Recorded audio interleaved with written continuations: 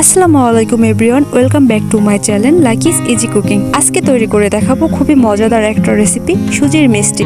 এটা অনেকের কাছে রসবড়া নামে পরিচিত। এটা যেই নামে চিনে থাকুক না কেন, খেতে কিন্তু অসম্ভব মজা হয়ে থাকে। আর এই মিষ্টিটি বানাতে কোনো রকম বেকিং সোডা বা বেকিং পাউডার ব্যবহার করতে হয় না।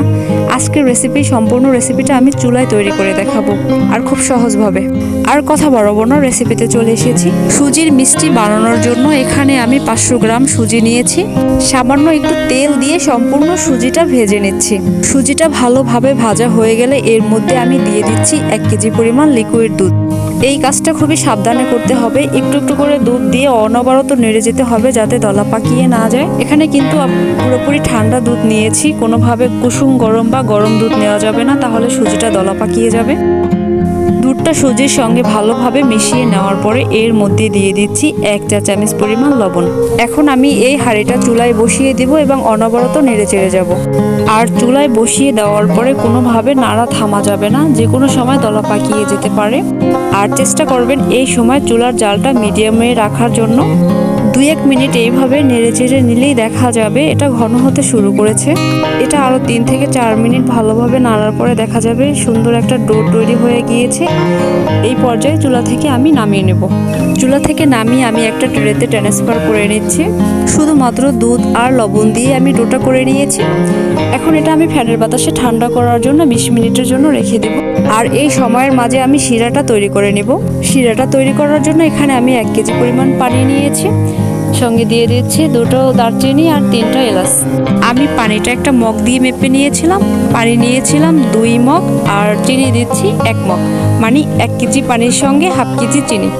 মাপার কাজটা আপনারা যে কোনো কিছু দিয়েই করতে পারবেন। মনে রাখতে হবে যতটুকু পরিমাণ পানি নেবেন তার অর্ধেক পরিমাণ চিনি দিলেই হয়ে যাবে। এখন আমি ঢাকনা দিয়ে শিরার পানিটা ভালোভাবে ফুটিয়ে নিচ্ছি। আমি চিনিটা একটু নেড়ে ভালোভাবে পানির সঙ্গে মিশিয়ে দিচ্ছি। অপেক্ষা করব ফুটে ওঠা পর্যন্ত।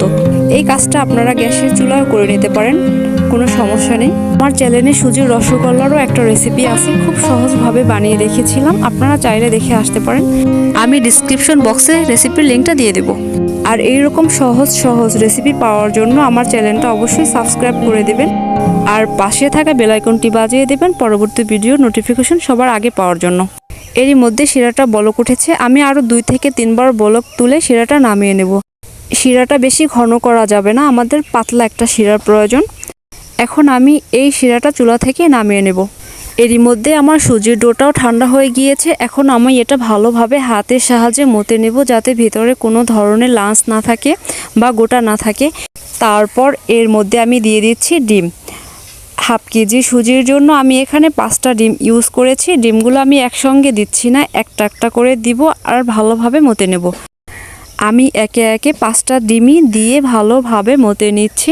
এই কাজটা অবশ্যই একটু সময় নিয়ে করতে হবে। যতটা সময় নিয়ে আপনি এটা করবেন ততটা ভালো হবে আপনার সুজির রসবড়া বা সুজির মিষ্টি। ডিমটা দেওয়ার পরে আমি 20 মিনিটের মতো এগুলো ভালোভাবে মতে নিয়েছি।